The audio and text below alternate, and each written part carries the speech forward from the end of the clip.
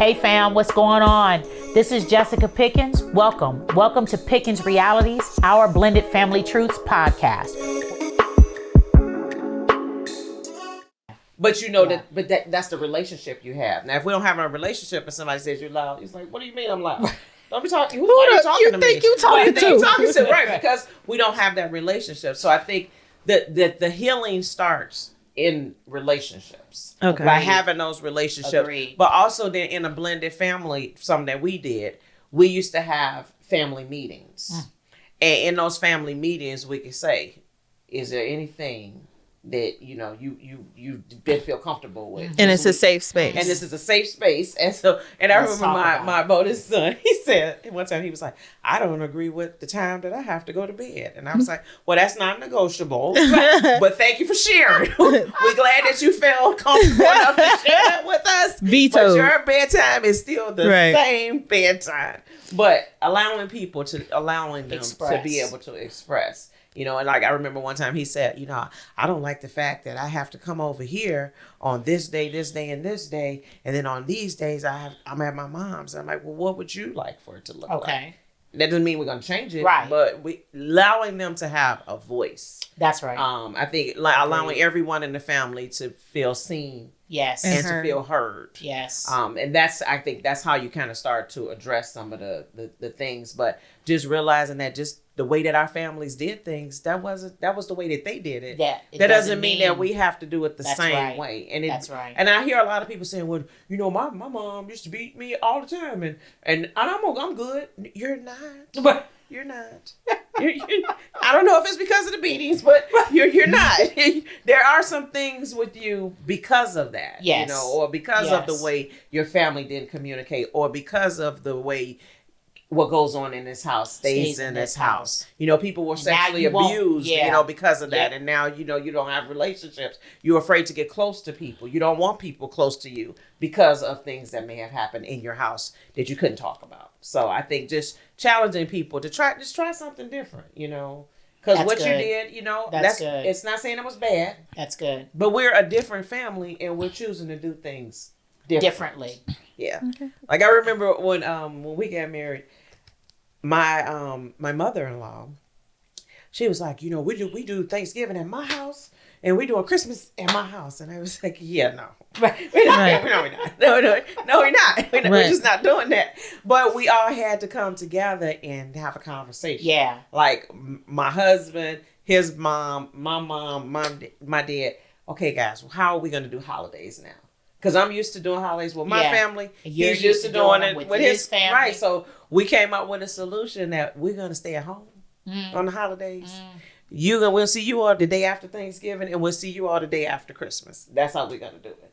Because that's what works for us. That's not how we did it growing up. Right. But this is what works for us. That's good. Just having those conversations, having those uncomfortable conversations. And that's the key. And we talk about this all the time, y'all. Communication. And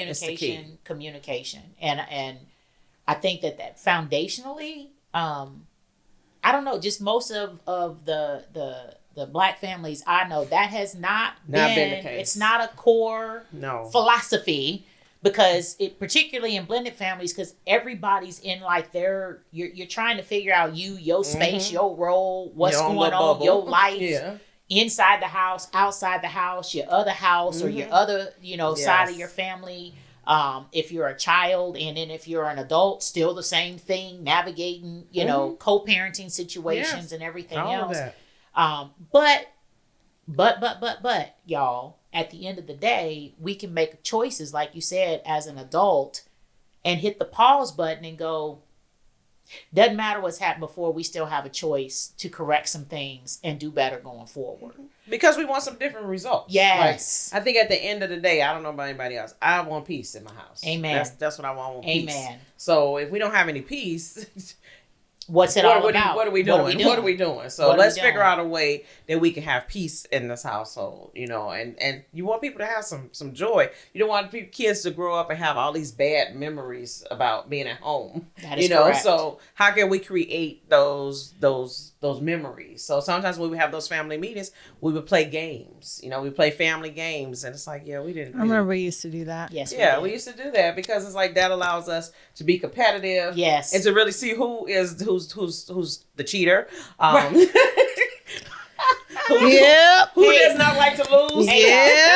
Monopoly, a good family game of Monopoly will teach you some things. No, a good family game of Monopoly will end the family. Okay, there's nothing you can come back from. Yes, it's like 4 or 5 in the morning. You still are playing Monopoly. Eric loved Monopoly. I hate that game so bad. I can't do it. Him and Dawson love to play Monopoly. We can get it at Scrabble. Man, anything else but Monopoly. Right. Monopoly, we gonna be 87, still playing, still buying houses and hotels. Right. Trying to steal the other person's property. Right. Trying to bankrupt folks and send them to jail. Right. Without no guilt. Give me a loan. You ran out of money, son. Mad at each other for the next week and a half. Exactly. So I just think just having those open those honest conversations and allowing kids to have a voice, because I don't know about anybody else. And now my black house,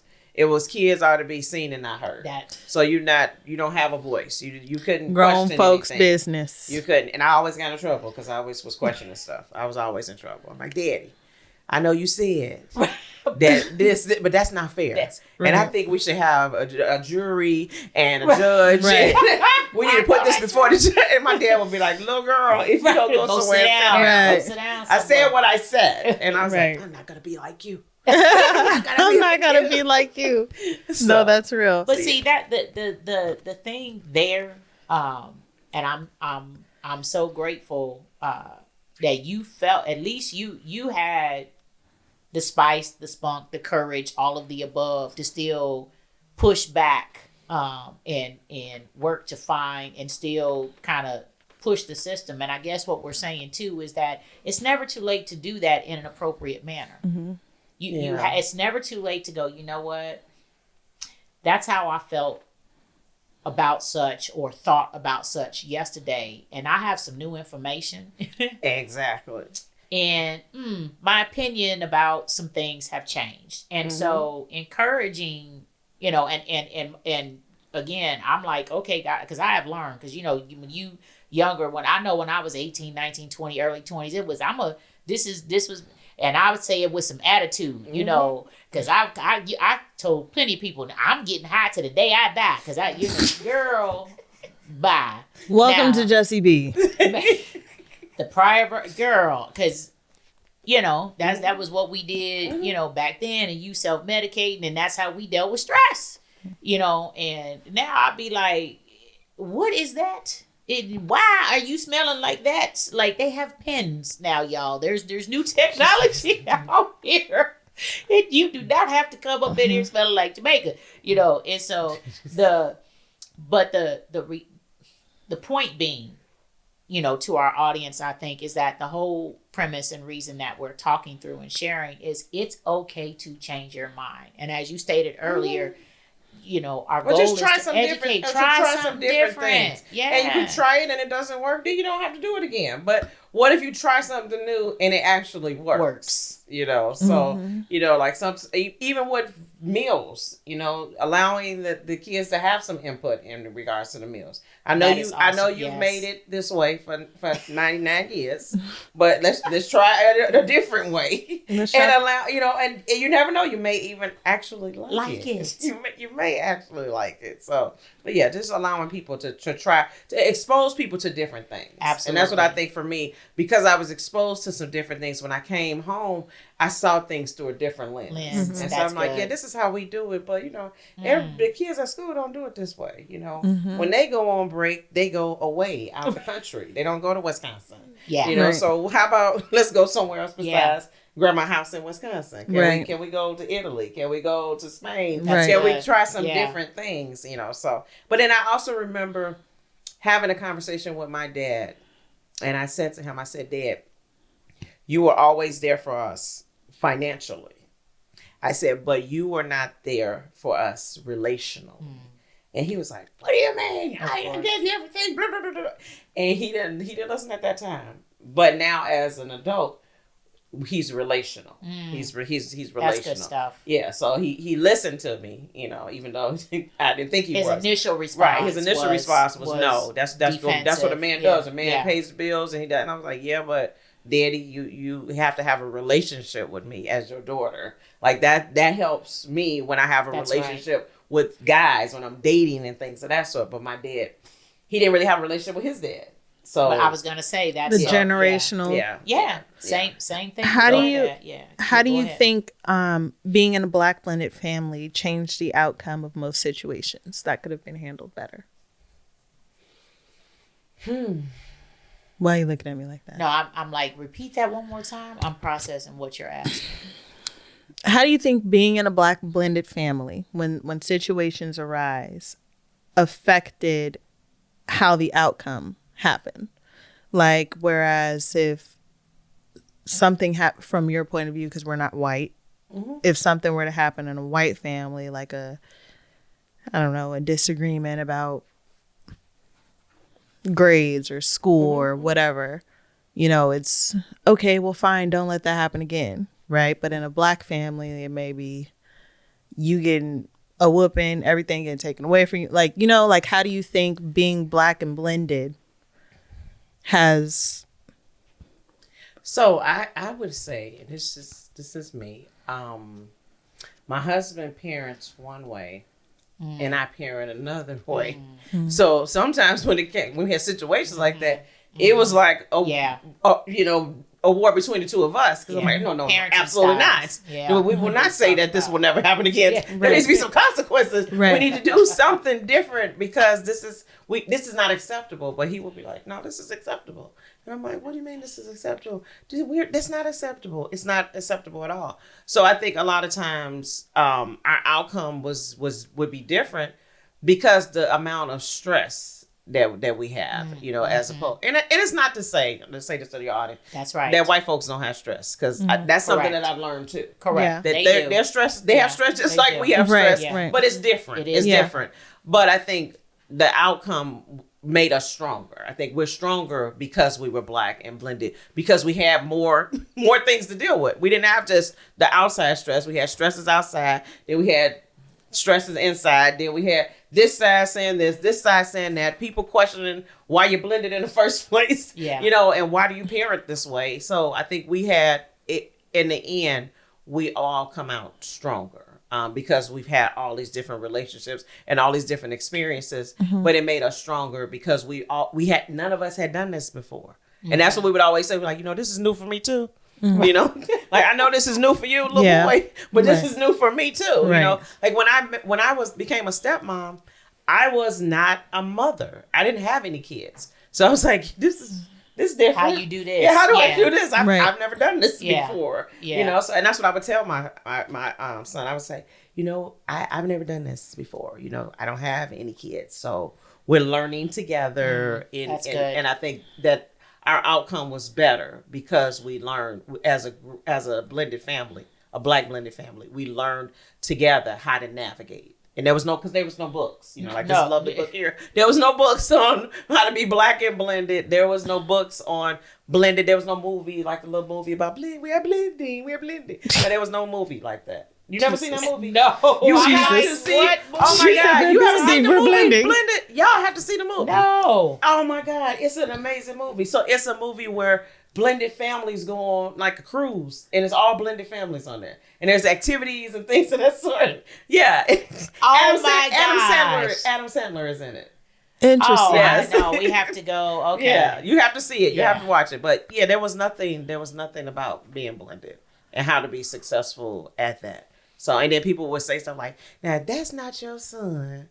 And you're not his mama, and get out of my business. Yeah. Right. Mind your business. Mind your Black business over there. Okay? Right. So, right. So yeah, so I think we just came out stronger individuals, and stronger family as a result of those different experiences that we had that we really didn't know how to navigate, and we just learned by trial and error. So there was some errors.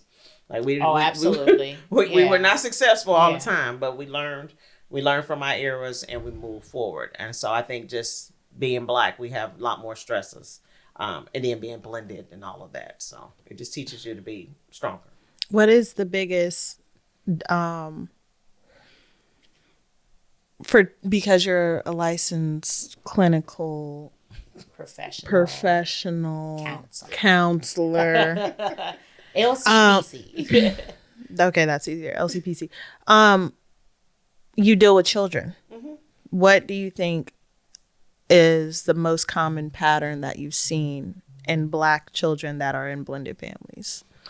I think the what I've seen the most is I've seen a lot of depression and a lot of anxiety, because kids feel like they haven't been heard and they haven't been seen, and they didn't have a voice. So either they start going to drugs, alcohol, sex, things of that sort, because they don't feel like they matter. So I think allowing them to have a voice in that situation, can help. Yes. But also going to counseling. Yes. Like I don't understand that. Like you decided to blend. Go to counseling, and so that family counseling, family therapy, so that people can feel like it's a safe space where I can talk about how I really feel about being in this blended situation, because it may not be all happy for everybody, right? But allowing people to be able to say that in a safe space, instead of keeping everything inside. So what do you say? I'm sorry. What do you say to the children who they're in a blended family and their parents aren't as receiving or open to, conflict resolution or hearing the child? Like, how do you tell them how to approach their parents? So I think the school, finding an adult that you trust. Mm-hmm. So it may not be your parents. Maybe it is your GG or your aunt or somebody that you trust, and telling them, like, this is how I really feel. And then a lot of times that person may be the person that could talk to the adult. The adult in your life. So that's what I would say. Finding a trusted adult to express that to. And a lot of times people have expressed that to their teachers.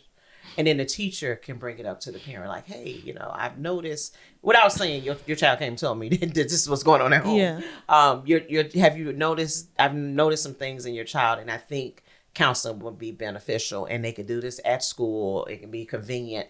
And just educating people again about what counseling is and what counseling isn't, because in the Black community, you still have people saying, Black people don't do that. Right, because I don't want them people in my business. Right, I want all the people. I want the people in my business. I'm like, so the people gonna be in your business. Run that down real quick. Yeah, I'm like, what does that look like? What? No. So and yes. Just so when you said what counseling is and what it isn't. So I'm just saying to consider counseling. And so a lot of times people are like, well, I don't have the money for it. And I'm like, well, you have to, it's an investment. Mm-hmm. Just like we get our hair, our nails done. Yes, ma'am. Your counseling is more important than your hair and your nails. Woo, and that's so a whole episode. Right. That's a whole episode. But then if you have private insurance, looking to see what kind of benefits do you have. And then if you don't have private benefits, there are a lot of places that have sliding fee scales. Yep. Or that offer free services. What are sliding fee scales for people that don't know? Sliding fee scale is based on your income. Mm-hmm. So based on your income, they have a little fee, and then that determines how much you have to pay. So sometimes people may be paying $5 for a session or $10 for a session, as opposed to paying $100 for a session. But I think it's worth, the investment if you at least try it. And maybe it works, or maybe you try it and it doesn't work. Sometimes it doesn't work, but it could be just the therapist, and the fact that you and the therapist didn't connect. Then try a different one. Don't just give up on it, because this is your life. It's not. If I've had a childhood where I felt like I don't have a voice, I'm gonna become an adult where I'm not gonna probably talk. I'm not going to interact with people. I'm not going to allow myself to get close to people because I'm not used to expressing myself. So then you get people who, the way that they express themselves, they punch holes in walls, they yell, they scream, they fight, because this is all that I know. So allowing your kids to try something different. And I think an example I can give you guys is one of my friends teaches yoga in Inglewood. And he was teaching yoga to kindergartners. And one day this man came up to the school and the one person in the office was like, you have a dad here and he's big and and so my friend is little, so he was like, okay. And so he came down to meet the dad and he was like, okay, hi, how are you? And he was like, are you so-and-so? And he said, yes. He said, hey, you been working with my son? You've been teaching him this yoga stuff? And he was like, yes. And he was like, I just want to tell you, thank you. And he said he was looking like, oh, okay, why? And he said, the way that I express myself, I yell, I scream, I punch holes in walls. And he said he was doing this one day in his kindergarten and said, Dad, have you tried yoga? Oh. He's like, Dad, let's just do some breathing. And the little boy walked the dad through a breathing exercise. And the dad was like, I have never tried this in my life. And he said, I just want to come up here and thank you for exposing me to something different. Wow. And so that's what I'm saying. Like the fact that just because in our communities, I don't know about where you guys grew up, it was fight. It was like fight or you die. You know, so you had to fight. But it's like in the real world, you can't just keep fighting. Yeah. You have to try something different. Yeah. If you want to be around, if you want to, make it, you have to try something different. Because in the workplace, you can't just fight people because they don't agree with you. Correct. So these are some life skills. You ain't gonna last long. Right, you're not gonna last strategy. Long at all. Yeah, and I think that's a lot of people in our community. We think, I'm like, you've had 19 jobs. And some people in my family, you had 19 jobs, and it's everybody else's fault. And I'm like, maybe it's you, ma'am. Maybe you're the common denominator. Mm-hmm. Maybe you need to do some self-reflecting to see what's going on with you. Yes. Because at the end of the day, everywhere you go, there you are. Mm-hmm. It's not all day, every day. Right. So you teach people how to treat you, but if you don't know how you want to be treated, there you go. There you go. Yeah. I'm sorry. You having a moment? No, I was shedding a tear because people don't understand how deep trauma runs in African Americans. Yes. Yeah. And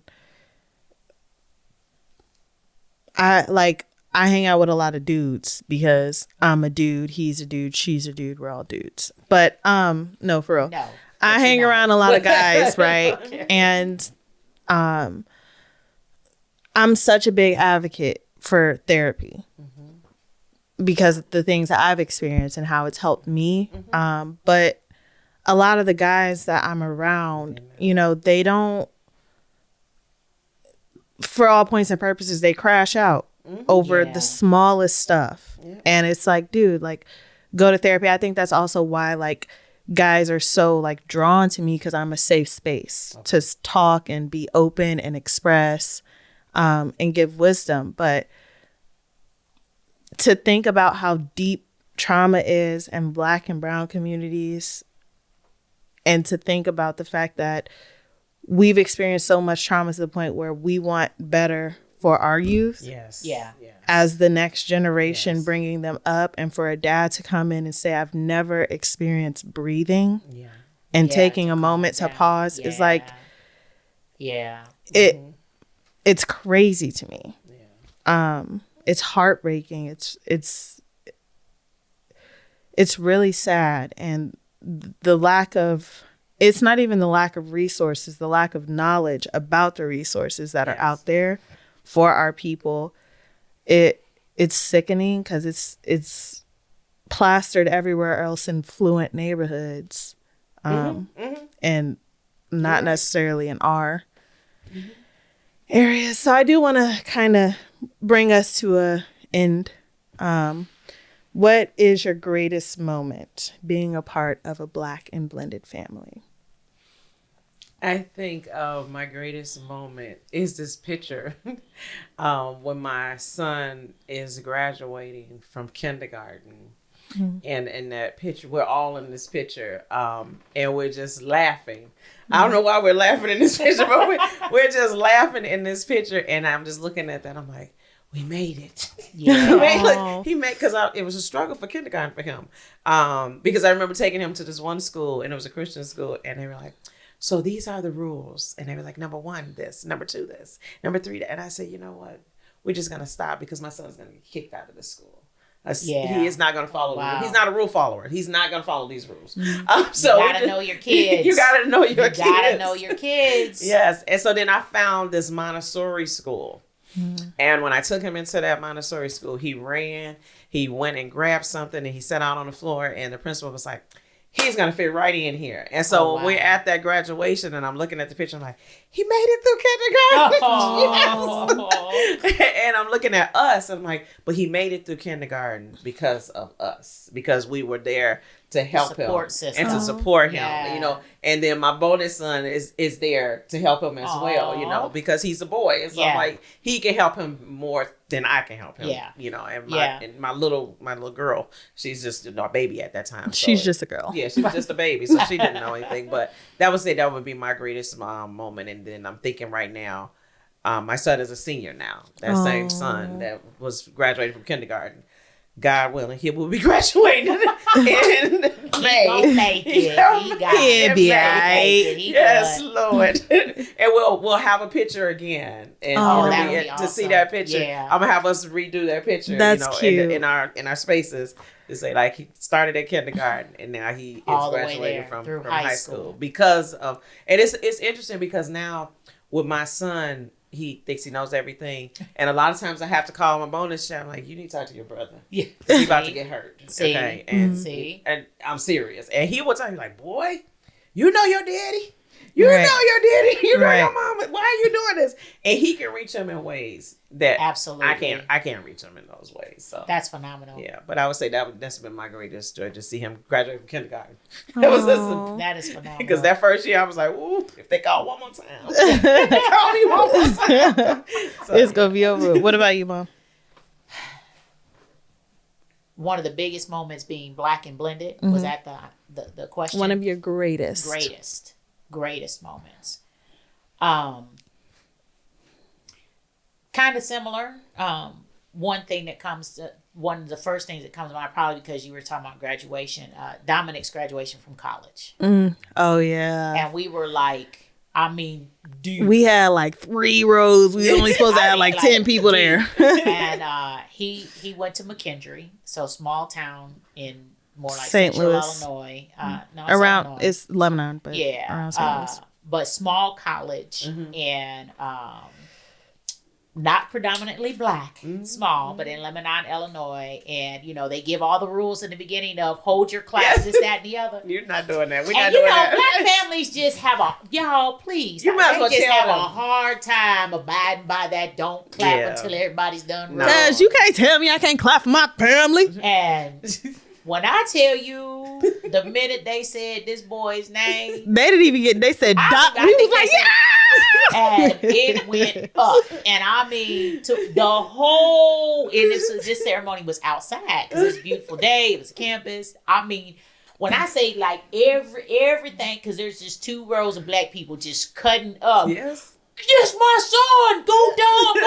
What's up? That's my cousin. Yes. Down. Hooping, hollering, because Dominic might have been the first cousin. Cousin. Okay, like for my husband, the first older child to like graduate college. So a lot of folks, and out of our crew too, he's the first that attempted and finished. Let's put it that way. And the first one out of all the cousins, 99. So we had family from Tennessee. Ty's family from Tennessee came up. You know what I'm saying? And then his mom and her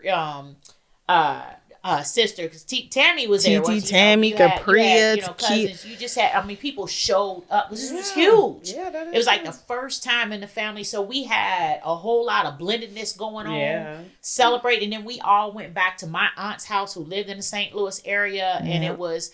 So my side of the family there with Ty, and this is my bonus son. So his mom was there. It was just a phenomenal day.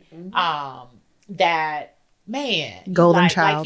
Like you said, like we made it, like, okay, we went through, like we made it, but he made it, number one, right. But okay, we got one, we got a whole nother, but okay, if we don't do nothing else, right, we can say one, made it through. So it was it was just monumental in a large degree and sense, because it was huge. It was huge because it absolutely takes a village. Yes. It absolutely takes a village. And so, I think from my perspective, my greatest moment as a child being in a Black and blended family was Lanphier Lions. You know what I'm saying? Like, I loved Springfield or high school. The high school that I love the pool of that blended family I have. Like mom, she was the PTO, so. Dad was coaching, and I was so sheltered. I came to high school, and it was I grew up in Springfield my entire life, and dudes was coming out the woodworks. Who are you? And then Jalen would walk up. Oh, what's up, sis? Oh, that's your sister? Oh, it is. I am. Hello. Then Dom, oh, that's your brother? It is. No, but I enjoyed the camaraderie between me and my siblings. Like, they see one of us, they know who we belong to. Yeah, because you were a freshman. Jalen was a senior. Dom was a junior. Eric had just graduated. Yep. So, because she was one step. So, one brother's a senior, one's a junior, and both of them had they were socialites. Okay. And I enjoy my brother's friends because they're here for a good time, not a long time. Amen. Amen.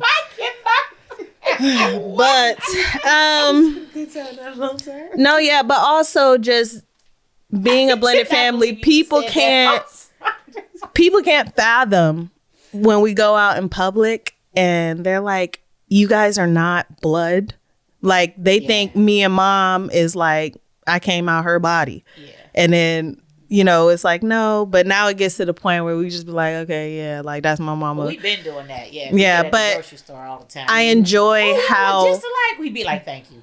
Right, because it's... ain't none of their business. No, right. In the grocery store. But I enjoy, as being a blended family, like, my greatest thing, it's not necessarily a moment. It's our life. Like, how... we merge together, and how no matter what, we are always going to be there for each other at our lowest points, at our highest points, at the most bald-headed points. Like, we're all, locked in, and every part of each side of our family has bonded and merged, and like it's an anomaly because not a lot of families blend with the other side. Yeah. You're right. So yeah. As we prepare to close out, I want to bring home a couple key points, and then I would like for you to have the honor of kind of closing out with your final thoughts behind this, because I want to do a couple things and make sure we have a couple takeaways, because again, there's no way to peel back, and we're going to have more episodes, and I got some stuff brewing, y'all, because God has given me, like, how do we continue to have these conversations to illuminate situations and a lot of the realities that a lot of us are living, that you think it's just you by yourself, and it's not. And so being Black and blended, it is layered challenge on top of layered challenge. Being Black is layered and challenging, and being blended is layered and challenging. And when you combine those things, you go from 10 layers to like 50, and so it's how do you navigate that? And so a couple of takeaways from a perspective of topic, and then I would like you to be thinking of some you're so good at giving folks simple, easy, implementable things that can, no, I'm serious, you are, girl, you the bomb, that can help you, start with small things to make a big difference, right? And so, and we've said this one before, y'all, communicate. Often. Coming up with so, and we gonna say this every time, parents, talk to your kids. Give your children a voice. They are navigating being Black in their environments and then being part of a blended family and feeling isolated. You got to talk. You got to talk. You got to talk. We talk often about boundaries. When it's like you said, Felicia, if you feel like something is off, something is off. And figuring out what that is. And then learning how self-care. So give us some quick takeaways, quick tips. Communication, boundaries, self-care. We're going to stop with them 3 because I could sit here and it'd be like, ooh, Felicia, help us all. Lord Jesus, we need a whole day with Felicia, y'all. So I think with the communication, I love what you said. Communication is important. Talking with your kids is important, but listening is more important. That's why we have 2 ears and 1 mouth. So let's do more listening, because a lot of kids, like you said, they say that they're talking to their parents, but they don't feel like they're listening. So listen, and you can see in their eyes what's really going on a lot of times. So taking that time to build a relationship. So like even going on and having a date night, like I used to take my bonus child out on dates. I'm like, we're going on a date. He's like, we're going on a date. What are we going on a date for? I'm like, because this allows us to build a relationship with each other. I'm like, and I would always tell him, I'm not trying to take your mother's place. So yeah, having that communication is important, but making sure that we talk and listen. That's good. We don't always have to. We're not always the expert. That is good. We can learn something from the kids, just like we're teaching them something. I learned a lot from him. Oh boy, I learned a lot because I wasn't a parent, so he taught me a whole bunch about how to parent.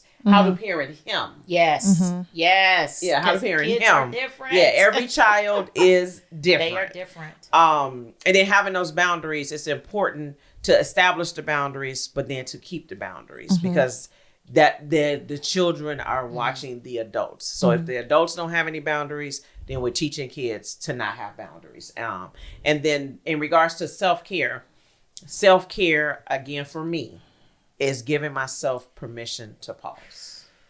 Giving yourself permission to pause. Right. You have to do it. And I'm not saying it has to be 4 hours, 5 hours. That would be nice. But, it could be 15 minutes. It could be putting something at my job. I have a thing that I put on my door, and it says in a meeting. And every day from 10 to 10:30, I'm in a meeting. With yourself. With me. Yeah. And they always like, what are you doing? I'm in a meeting with me. Leave me alone. I'm in a meeting. Don't worry about what I'm doing. I'm brushing the hairs on the back of my mole. Right. Some days I'm doing absolutely nothing, but I'm doing that. And then I think the only other thing that I would add is in regards to trauma. When we're talking about being Black and blended and the trauma that goes along with it, there is a quote that I love by Dr. Carl Bell. Dr. Carl Bell was a Black psychiatrist here in the Chicagoland area. And his big thing was about protective factors. And what he said was risk factors are not predictive factors because of protective factors. Ooh, break that down. And so what he's saying is that, yes, we have a lot of risks, as Black and blended. We come with a whole bunch of stuff, but that doesn't predict our future because of all the protective factors. So as we're blended, all of us are protective factors. All the people in your house are protective factors. Your church family is your protective factors. So because of those things, our outcome can be very different than the outcome of previous generations. So just keeping that in mind. And the way that you heal through with those protective factors is through the relationship. Yes. The relationship. That's how the healing starts. Because I have a relationship with you, I trust you, I feel safe around you, so I'm going to share with you what's and you have to build that, which is what you were have saying. To build that. That doesn't just automatic. Happen. Yeah. It doesn't just happen because we live in a house together. That's right. It doesn't. A lot of kids have told me that. Family meetings, date nights, regular family meetings where sometimes you allow the kids to lead it. That's right. You don't have to lead it. We were just talking about that. Yeah. So, look, y'all, I hope you might need to go back and watch this one a couple times because I know I'm going to go back and rewatch this one myself. Thank you so much, Felicia. I hope this cannot be the last time we have you. Come back. We're going to mess around. Yeah, and we're gonna have some conversations, additional conversations as we want to really continue to peel this onion back. This has been phenomenal. Again, it's hard to cram, Woo, this could be a week-long conference, like, seriously. Yes, absolutely. No, for real. Like, seriously. No, for real. I have to work on that, right? Right, I'm over here like... I have to work on that. So, thank you for joining it's already us packed today. Yes. We did see Blended. Oh, okay. I'm sorry. I was like, all right. I was like, what is going on here? Okay, I'm sorry, y'all. Tyrone is back here saying we did see Blended, so I just have to go remind myself. So maybe you need to go and rewatch it then. Right, yeah. Okay. And so he been waiting all day. I was like, what is going on? Did we do something wrong? Is something on fire back there? Bald headed.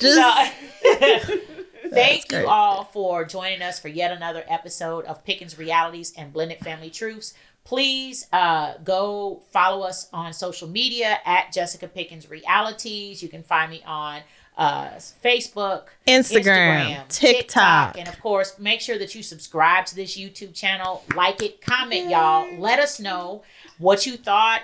We want to make sure, give us your comments. Was this information helpful? Are there topics that you want us to cover? We'll